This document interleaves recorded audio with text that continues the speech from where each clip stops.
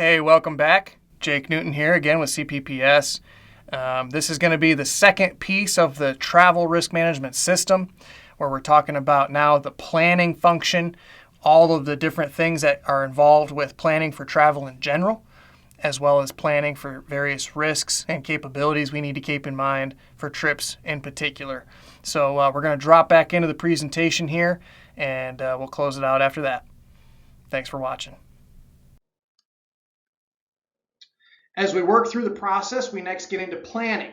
So planning, if you have the circle on the side of the screen there, at the bottom you can see behind my camera there is for the individual.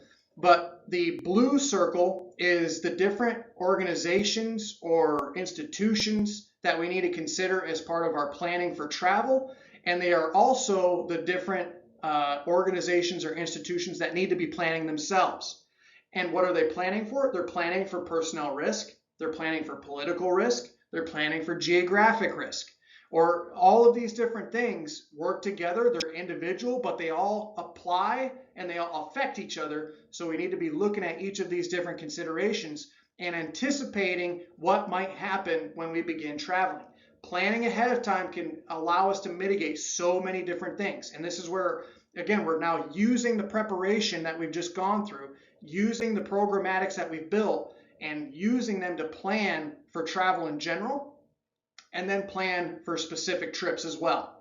So let's break this down as an example. The State Department has a risk portal that individual travelers can use. They have different ways and different criteria for assessing risk and numerically ranking risk for different countries, and in some countries down to a region. But the individual can look at this, and that's going to be pretty constant over time. But maybe we're now looking at the specific date we're going to be there. Maybe there's a planned protest. Maybe there's going to be something happening when we're actually supposed to be in country that wouldn't be on these prevailing portals, but because we're going at a certain time, a certain place, a certain season, whatever it might be, we can look at these things and further identify this as an ongoing process. So there's the prevailing planning, and then there's the trip-specific planning. And to a certain degree, each of these different layers, whether it's an organization, the government, or the individual, needs to be looking at these different risks and these different issues or these different potential disruptions and planning accordingly.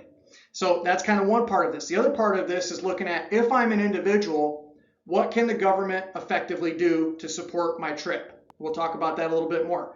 If I'm an individual, what can my organization do to help my trip? If I'm an organization, what do I need to provide for the individual? How can I support the individual? What do I need from the individual? And we're looking at these different things, particularly through the lens of readiness, response, and recovery. So all of these things are happening before a trip even occurs.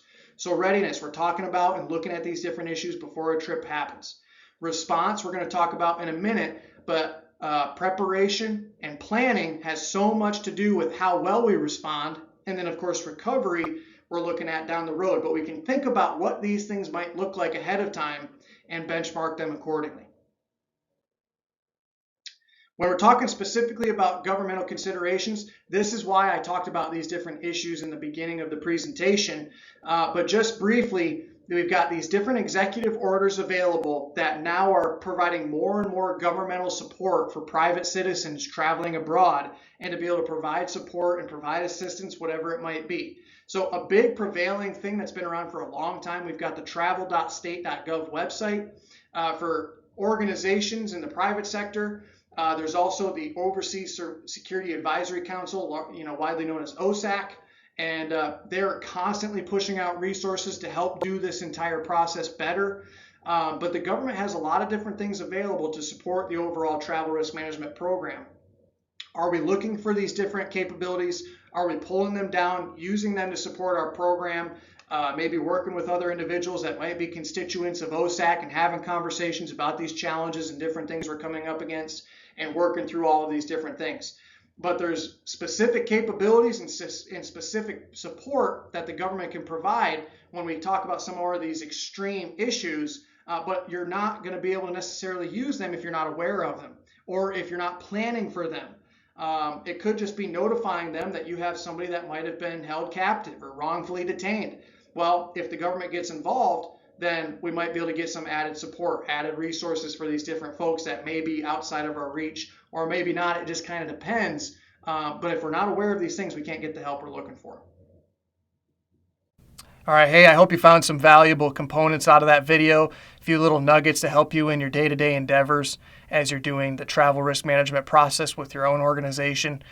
There can be so much to be said about planning. We could spend an entire day talking about the various things that go into planning, because planning really does and truly supports successful TRM, because we can forward look and anticipate and try to identify ahead of time the things that might disrupt our travel.